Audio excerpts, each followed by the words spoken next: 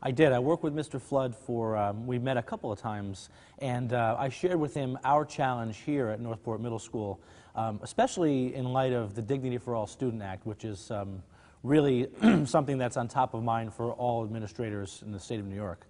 But we have bits and pieces of really good things that happen in our school all the time. We have a campaign, Got Kindness, with T-shirts that say 160,000 on the back, and that represents the 160,000 kids that stay away from school every day because they're feeling afraid to come in and for fear of being bullied. And we have a push-in program where our 7th grade counselors go into all the home and careers classes. We have different visitors come in, and the challenge is to create some cohesive message for the kids.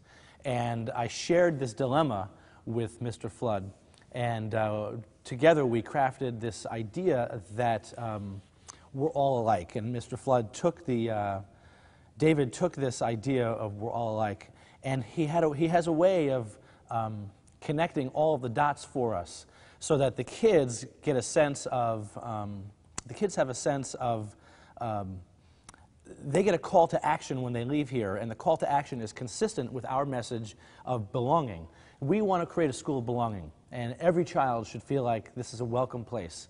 And the message I got today, when I sat in on this for a second time, and I know the message that the kids left with was that they need to, by the end of today, kind of put the pieces together that we've been talking about all year, and that really is got kindness. And if you have kindness, what are some of the things you do? Well, they have to thank a teacher today. They have to thank a teacher for their service, and really this is a caring profession. It's a profession of service. And they have to go out of their way to engage someone that they might not normally engage. I love that they're going to have to sit with somebody, invite somebody to sit with them at their lunch table today. That makes me very, very happy that no child will sit alone. And the other thing that we're going to do today, as a result of this kind of collaborative work with David, is the kids are going to find a student that they wouldn't normally, that needs help. Maybe it's a special needs kid, maybe it's not, but maybe it's a student who has been ostracized or might need help in the classroom. They're going to go out of their way to engage them.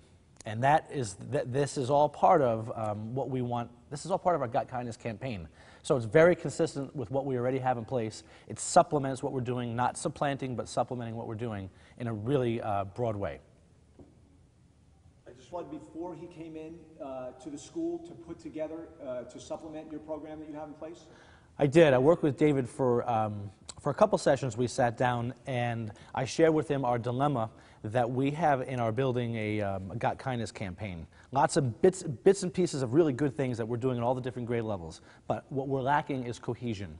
We're lacking the ability for kids to have a call to action around Got Kindness campaign. So what David has done today is he's asked the kids he's given them a call to action so that they can, this is not working. That's all right. It's not working. So, well, let's see. You can probably splice, right? Yeah, sure. Okay. So we talked about the challenges. We have our Got Kindness campaign. We sat and talked. We want to talk about, you probably can use the Dignity for All thing. I don't know if you can use that with what I said. So now we have this umbrella Got Kindness. Now we need. I don't want to say call to action. We need things. What are these things called? We need concrete things, challenges to. Something to anchor. We need anchor activities around the. Around the Dignity for All campaign. Right. We need. What David and I decided is that he would come in and give this presentation, We're All Alike. And the presentation requires the students, it's a call to action for the students. And today, the students are going to leave here, and they have to do 3 things today. They have to be kind to a student that they might not normally be kind to. If it's a student with special needs, that would be great. They have to be inclusive. They have to thank a teacher for their service. We're in a caring profession, and a lot of times that's lost on kids. So today they're going to find a teacher and thank them. And the final thing they're going to do is, I forgot. find something in common with someone who's not like them. Finally, they need to find someone that they don't have something in common with and connect with them at a Feeling level, at a feeling level. emotional level. Finally, they have to connect with a student that they might not have something in common with, and they need to find something they have in common. See themselves in someone else. Don't look at the camera, you mess it up with that. Okay. That's all right. But, Okay. you know, the one thing that I thought was the best, and I don't, you probably see, you see this every day, I'm sure, but it's just, you walk into a lunchroom and you see kids, they're all a little cliquey, and then you get the kids that are the loners. And I feel for those kids, you know, what goes through your mind when you see those kids?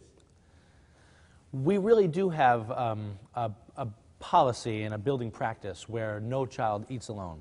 And that's nice to say that we have this in effect. It's like saying I have a zero tolerance policy in the building.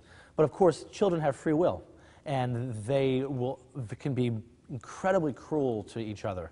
And we see it all the time, where children are ostracized and excluded, whether it's relational aggression, that girls are excluding another, they're using relationships to exclude another girl, or it's boys who are just not having another student be with them because of they're not alike, they're not on the football team, they're not on the lacrosse team.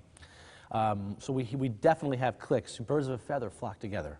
And you can see, those are the jocks, those are the goth kids, those are the emo kids.